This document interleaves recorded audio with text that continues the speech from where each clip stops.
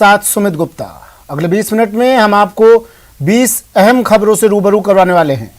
तो चलिए शुरू करते हैं 20 मिनट में 20 अहम खबरों का सिलसिला। राजसमंद जिले के पीपली अहिरान गांव के ग्रामीणों ने महंगाई के जमाने में फिजूल खर्ची से बचने के लिए एक पुरानी परंपरा को जीवंत करने के लिए अनूठी पहल की है। उन्होंने अपने गांव से कुरज तक मायरा आधा दर्जन बैलगाड़ियां और 2 ऊंट गाड़ियों पर मेहमानों को गंतव्य स्थान तक पहुंचाया। इस नजारे को देखकर हर कोई दंग रह गया।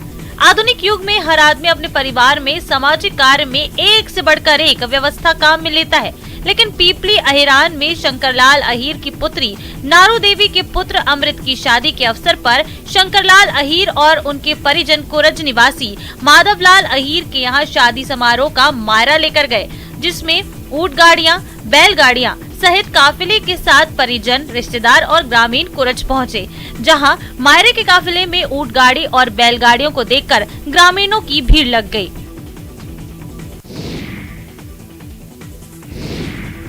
देश भर में अब हेलीकॉप्टर से बारात ले जाने का ट्रेंड काफी बढ़ रहा है। करनाल भी इससे अछूता नहीं रहा और गुरुवार को करनाल के मक्कू माजरा गांव से बारात अंबाला की तरफ हेलीकॉप्टर से गई है।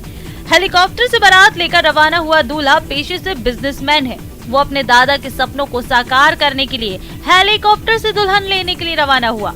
गांव मक्कू माजरा से उड़े हेलीकॉप्टर को देखने के लिए गांव ही नहीं, आसपास के गांव के लोग भी इसे देखने के लिए पहुंचे। सुधीर अपने दादा दादी और बहनों के साथ हेलीकॉप्टर में दुल्हन को लिए अंबाला की तरफ रवाना हो गया। दूल्हे के दादा सरदार जयपाल पंचाल ने बताया कि उनके बेटे रणधीर और पोते सुधीर ने बहुत मेहनत करके पैसा कमाया है। उनके बेटे और पोते ने उनका हेलीकॉप्टर में बारात ले जाने का सपना पूरा किया। तो फादर साहब का सपना था, ये एक सपना था इनका। पूरा गांव आया हुआ है जी? पूरा गांव आया हुआ है। तो आप क्या करते हैं जी? मेरा बिजनेसमैन हूँ। और कहाँ लेकर जा रहे हैं बारात? अंबाला। तो खुशी हो रही है पूरी? बहुत खुशी है। शादी के मौके पर लोग अपनी जेब के अनुसार खर्च करते हैं। हर कोई चाहता है कि उसके बेटे या बेटी की शादी में कोई कमी न रह जाए और शादी में आए लोग इसका आनंद उठा सके। इसके लिए लड़की का पिता अपनी जिंदगी भर की कमाई तक लगा देता है। कुछ ऐसा ही किया है राजस्थान के बांसवाड़ा के एक मार्बल कारोबारी ने। उसने अपनी बेटी को हेलीकॉप्टर से विदा किया, जिसकी आसपास के इलाकों में चर्चा हो रही है। दरअसल मार्बल कारोबारी राज सिंह चौधरी की पत्नी की इच्छा थी कि जब उनकी बेटी की शादी हो तो कुछ ऐसा हो कि आदिवासी अंचल में अभी तक नहीं हुआ हो। ऐसे में उन्होंने अपनी पत्नी की इच्छा का मान रखते हुए शुक्रवार को अपनी बेटी को शादी के बाद हेलीकॉप्टर से झालावाड़ के लिए विदा किया। मेरे बच्चे इधर पधारे और बहुत अच्छा लगा। माता जी की कृपा हुई कि आज मैं ये खुशी को कैसे बयां करूं, मैं कुछ कह नहीं सकता। इतना मैं खुश भी हूं और इतना गम भी हूं कि मेरी बेटी को जाते हुए देखने में मेरा दिल हिल जाता है। करीब 21 सालों तक हरिद्वार पुलिस में अपनी सेवा देने वाले घोड़े राजा की मौत हो गई। राजा लंबे समय से बीमार चल रहा था। राजा की मौत से हरिद्वार पुलिस में शोक की लहर है। राजा की मौत की खबर मिलने पर SSP Ajay Singh police line पहुंचे और घोड़े को श्रद्धा सुमन अर्पित किए। हरिद्वार पुलिस के अधिकारियों ने राजा को राजकीय सम्मान के साथ विदाई दी। अधिकारियों ने बताया कि राजा नाम का घोड़ा हरिद्वार पुलिस में 21 सालों से सेवा दे रहा था। उसने कुंभ, अर्धकुंभ जैसे कई मेलों को संपन्न कराने में भूमिका निभाई थी। अपनी ड्यूटी के दौरान राजा को कई सम्मान भी दिए गए। राजा ने साल 2003 में पीटीसी मुरादाबाद से प्रशिक्षण प्राप्त किया था। प्रशिक्षण के बाद राजा को पुलिस विभाग में शामिल किया था। 24 साल की उम्र हो गई थी और चूंकि इसके पैर में प्रॉब्लम थी, काफी समय से बीमार चल रहा था और 20 साल से ज्यादा सेवा जो है पुलिस विभाग में करी। बड़े बड़े आयोजन और जो हमारे कुंभ, अर्धकुंभ हो, परेड हो, हमारी सभी में इसके द्वारा प्रतिभाग किया गया। चूंकि हमारे जो पुलिस बल में जैसे हमारे फोर्स, उसी तरह जो हमारे स्वान दल के हों, चाहे हमारे घुड़सवार पुलिस के हों, ये सभी पुलिस के एक महत्वपूर्ण अंग होते हैं और इनको भी हम उसी तरह से सम्मान देते हैं जैसे कि हमारा कोई पुलिसकर्मी अगर ड्यूटी के दौरान या अन्यत्र किसी कारणों से उसकी मृत्यु होती है तो सम्मानजनक उसकी विदाई की गई है। इंसान और जानवरों का रिश्ता कितना मजबूत हो सकता है, वो इन तस्वीरों को देखकर लगाया जा सकता है। घटना मथुरा कासगंज रेल लाइन की धौली प्याऊ की है। यहाँ एक बग्गी वाले की घोड़ी का पैर रेल की पटरी पर फंसा तो वह काफी परेशान हो गया। उसकी आंखों से साफ दिख रहा था कि जितना दर्द घोड़ी को हो रहा है उतना ही पीड़ा उसको भी। करीब 1 घंटे की मशक्कत के बाद घोड़ी का पैर पटरी से बाहर निकाला जा सका। इस हादसे में घोड़ी का पैर लहूलुहान हो गया। हादसे के बाद घोड़ी से खड़ा ही नहीं हुआ जा रहा था। हालांकि उसकी जान जरूर बच गई। गनीमत की बात यह रही कि इस दौरान वहां से कोई ट्रेन नहीं गुजरी, नहीं तो कोई बड़ा हादसा हो सकता था।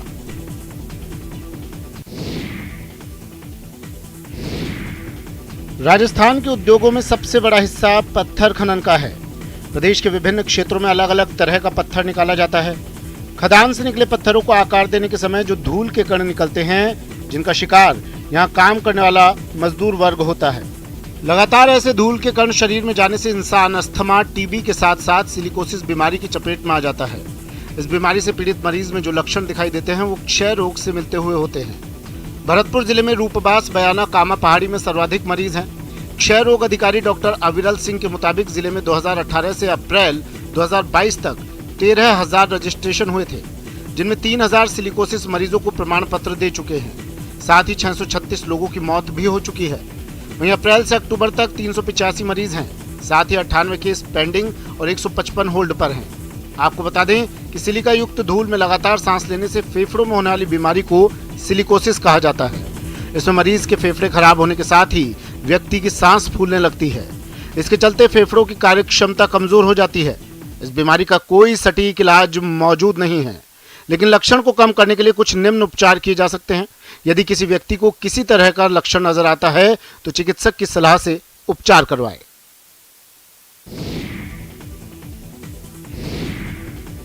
सीमांत जनपद उत्तरकाशी के सियूना गांव से ग्रामीणों की लकड़ी के पुल बनाने की तस्वीरें सामने आई हैं।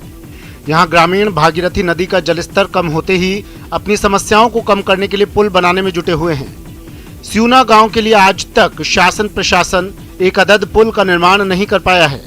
सरकार ग्रामीणों की इस समस्या को गंभीरता से नहीं ले रही। जिला मुख्यालय से 4 किलोमीटर की दूरी पर स्थित सियूना गांव के लिए सड़क और पुल की सुविधा नहीं है।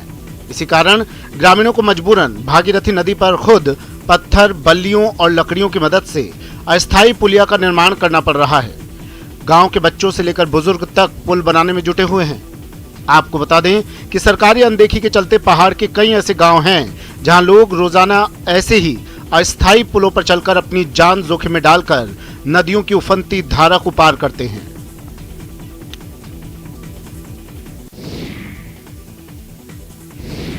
ये है बैटरी से चलने वाली साइकिल, जो दिखने में तो आम साइकिल की तरह ही दिख रही है। इसमें पैडल भी लगा है, लेकिन इस साइकिल को पैडल से नहीं बल्कि एक्सीलेटर से चलाया जाता है। महज 11,000 रुपए खर्च कर इसे तैयार किया है खैरवाही गांव के ज्योतिष कुमार साहू ने। दरअसल कोरोना काल में लॉकडाउन के दौरान कुमार के दिमाग में कुछ हटकर करने का ख्याल आया और YouTube देखकर सामान्य साइकिल को इलेक्ट्रिक साइकिल में तब्दील करने की बात सूझी। फिर क्या, कुछ ही दिनों में उन्होंने एक इलेक्ट्रिक साइकिल तैयार कर दी।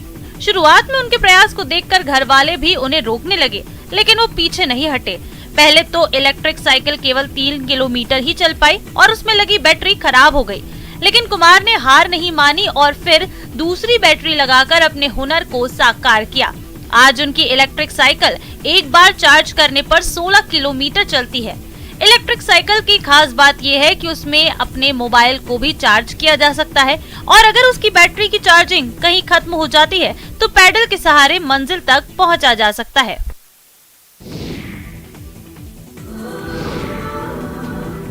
क्लासरूम में नृत्य संगीत का हुनर दिखाती इन बच्चियों को देखिए, जो हर कठिनाई और अभाव को चुनौती दे रही हैं। दरअसल सरकारी स्कूल के छात्र छात्राएं भी पढ़ाई के साथ साथ गीत संगीत और नृत्य का हुनर रखते हैं, वो भी तब जब स्कूलों में संसाधनों का घोर अभाव है।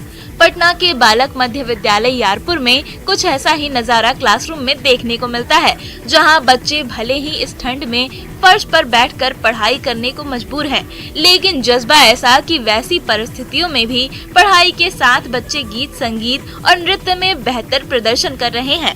बच्चों की माने तो बैठने की बहुत परेशानी है, लेकिन चहक में ट्रेनिंग ले चुकी शिक्षिका के प्रयास से यहाँ के बच्चे भी एक्स्ट्रा एक्टिविटीज में अच्छा कर रहे हैं। कहा जाता है कि शिक्षक उस दिए की तरह होता है जो छात्रों के जीवन में ज्ञान की रोशनी भर देता है और बच्चे अभाव में भी हुनरमंद बन जाते हैं।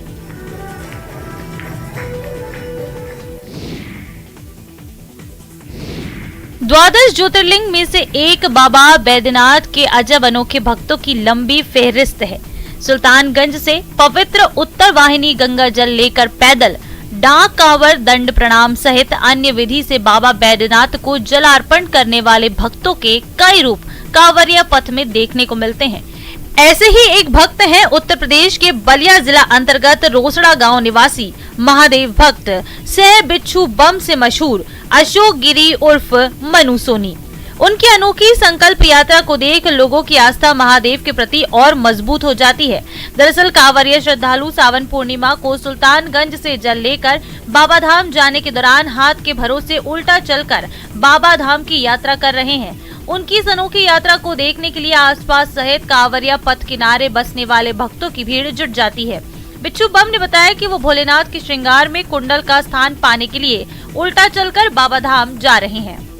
इस समय अब कोई नहीं चला तैयार हुआ तो 108 फुट के धागा पूजा करा के अब भारत माता के ध्वजा लेके चल दिए अमरनाथ है। तो 100 दिन में वहाँ पहुँचे कश्मीर में, तो वहाँ हमें कश्मीर टंडल जवाहरलाल टंडल गुफा वो पार किए। झारखंड के रामगढ़ जिले के किसान अब बाजार में महंगा बिकने वाला सोनाचूर धान की खेती करके आर्थिक रूप से संपन्न बन रहे हैं। रामगढ़ के मुराम कला में सोनाचूर धान की खेती यहां के किसान बीते 2 वर्षों से कर रहे हैं। कम लागत में इससे उन्हें काफी मुनाफा हो रहा है। आपको बता दें कि सोनाचूर धान की खेती छत्तीसगढ़ और बिहार के इलाकों में की जाती है। मुराम कला की महिला किसान आशा महतो ने बताया कि बाजार में सोनाचूर चावल 100 रुपए प्रति किलो की दर से बिकता है। उन्होंने बताया कि 200 रुपए प्रति किलो के दर से सोनाचूर का बीज खरीद कर लगाते हैं और इसमें काफी मुनाफा होता है। मुनाफा देखकर यहाँ के दूसरे किसान भी सोनाचूर धान की खेती करने के लिए प्रेरित हो रहे हैं। सोनाचूर के धान के पौधे 5 फीट तक ऊंचे होते हैं।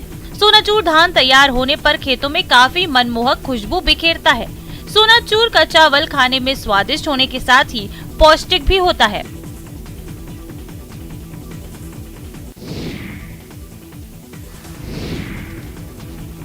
जामताड़ा के नयाडीह गांव में करीब 30 जंगली हाथी घुस गए हैं। हाथियों ने कई मिट्टी के घरों को तोड़ डाला और फसलों को भी नुकसान पहुंचाया। अचानक इतने सारे हाथियों को देखकर ग्रामीण दहशत में आ गए और सावधानी बरत रहे हैं। कई गांव के लोग हाथियों के डर से रत जगह करने को मजबूर हैं। वहीं वन विभाग के अधिकारी भी हाथियों को सुरक्षित भगाने को लेकर अलर्ट मोड में है। विभाग ग्रामीणों से भी सतर्कता बरतने की अपील कर रहा है। हर साल जामताड़ा जिले में जंगली हाथी प्रवेश कर जान माल को नुकसान पहुंचाते हैं। वही विभाग की सारी कोशिशें नाकाम होती नजर आती हैं और ग्रामीण हाथियों के आतंक को झेलने पर मजबूर हैं।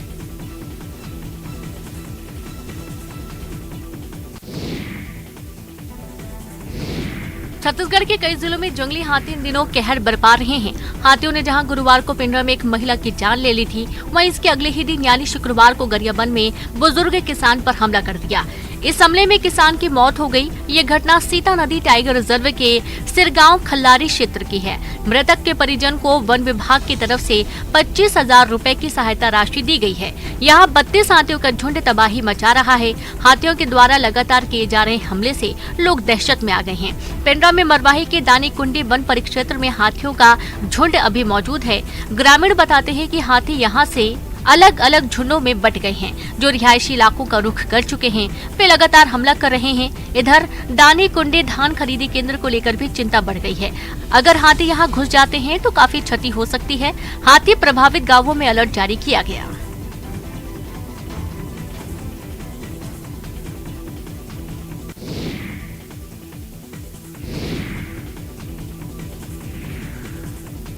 जब हाथी जैसा जंगली जानवर सामने आ जाए तो लोग सहम उठते हैं, लेकिन लाल कपड़ा पहने इस शख्स को देखिए।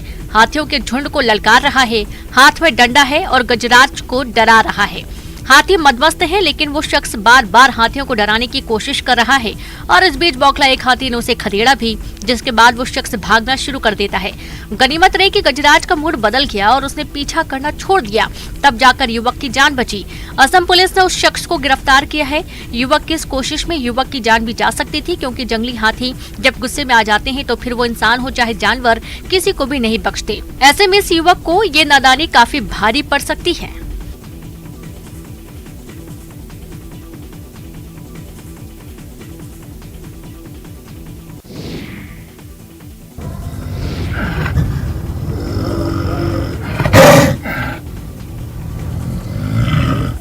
उत्तर प्रदेश के पीलीभीत के पूरनपुर थाना क्षेत्र के उदयनपुर गांव के पास 29 नवंबर को खारजा नहर की झाड़ियों में एक शावक की मौजूदगी देखी गई थी। शावक मरे पशु का मांस खा रहा था।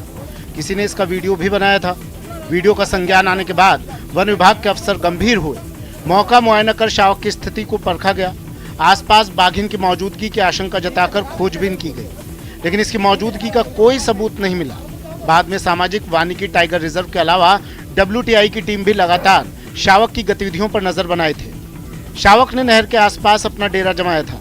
इसके बाद वन विभाग की टीम ने मुख्यालय से शावक को पकड़ने के लिए आदेश लिया और शावक को झाड़ियों के बीच से पकड़ा।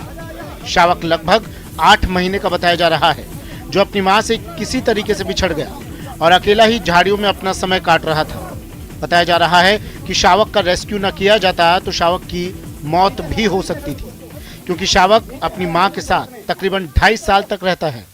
वन विभाग पकड़े गए शावक को कानपुर चिड़ियाघर भेजने की तैयारी कर रहा है। दिल दहला देने वाली ये वीडियो पश्चिम बंगाल के खड़गपुर रेलवे स्टेशन से सामने आया है, जिसे देखकर आपके रोंगटे खड़े हो जाएंगे। ये वीडियो रेलवे के एक अधिकारी ने शेयर किया है, जो बड़ी तेजी से वायरल हो रहा है। वायरल वीडियो में आप देख सकते हैं कि ब्लू रंग और काले रंग के कपड़े में 2 TTE रेलवे स्टेशन के प्लेटफॉर्म पर खड़े होकर बातचीत कर रहे हैं। तभी बिजली का तार टूटकर एक TTE पर गिरता है। इससे उस TTE के शरीर से चिंगारियां उठने लगता है। देखते ही देखते वह बदहवास होकर पटरियों पर जाकर गिर जाता है। ये सब होता देख साथी TTE घबरा जाता है। वह टोपी को संभालते हुए पीछे की ओर अपनी जान बचाने के लिए भागता है। घटना के बाद स्टेशन पर मौजूद लोगों ने दौड़कर उसकी मदद की और फिर पुलिस और अन्य लोगों की मदद से उसे ट्रैक से उठाकर अस्पताल पहुंचाया। फिलहाल इस दर्दनाक घटना में झुलसे TTE की हालत खतरे से बाहर बताई जा रही है। वहीं रेलवे ने भी इस मामले की जांच शुरू कर दी है।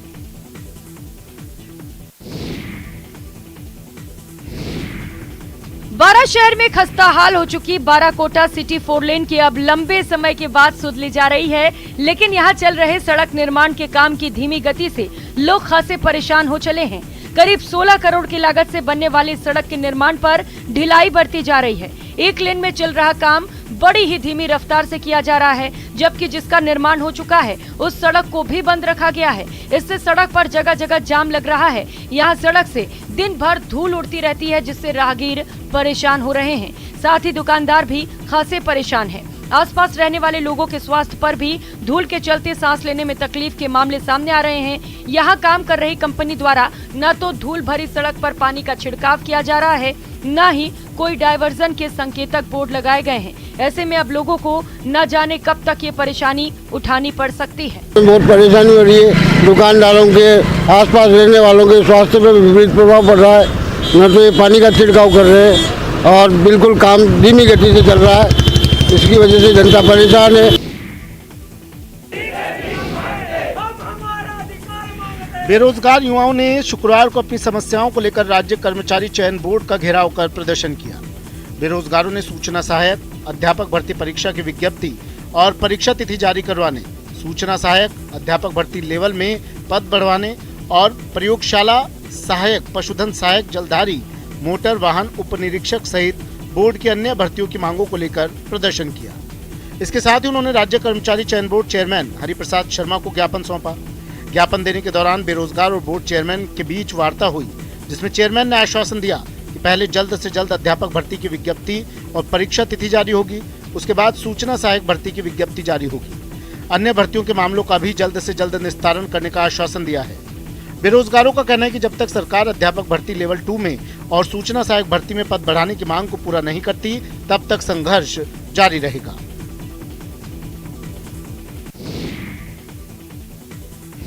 प्रदेश चाहे कोई भी हो, अपने हुनर के बल पर काबिलियत का उदाहरण दे ही देती है। ऐसी एक तस्वीर काशी में आयोजित तमिल संगम में नजर आ रही है, जहां चेन्नई में 4 महिलाओं के द्वारा तैयार की गई चॉकलेट लोगों के दिलों और मुंह में मिठास घोल रही है। खास बात तो ये है कि ऑर्गेनिक चॉकलेट है जो शुद्ध स्वास्थ्य वर्धक सामग्रियों से तैयार की गई है।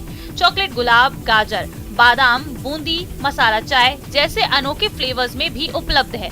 इसके साथ ही इसके कवर को भी इको फ्रेंडली तरीके से तैयार किया गया है, जो कोको बीन के रेशे से बनते हैं, ताकि आसानी से मिट्टी में घुल जाएं और हमारा वातावरण भी प्रदूषित ना हो। अपने अनोखेपन के कारण संगम में लगा ये स्टॉल लोगों को खूब पसंद भी आ रहा है, क्योंकि ये महिला सशक्तिकरण के साथ ऑर्गेनिक और इको फ्रेंडली चॉकलेट का भी उदाहरण दे रही है।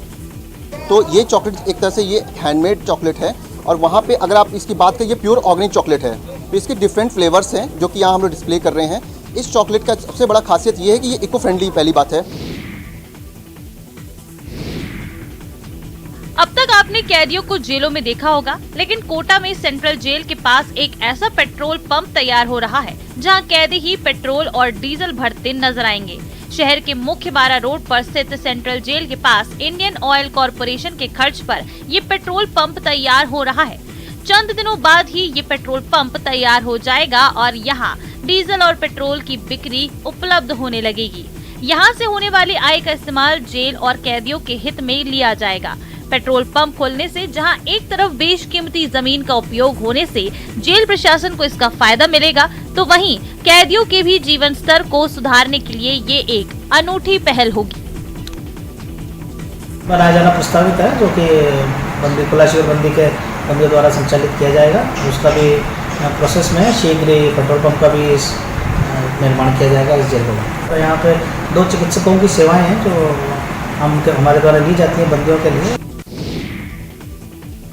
चलिए फिलहाल इतना ही, दीजिए इजाजत, नमस्कार।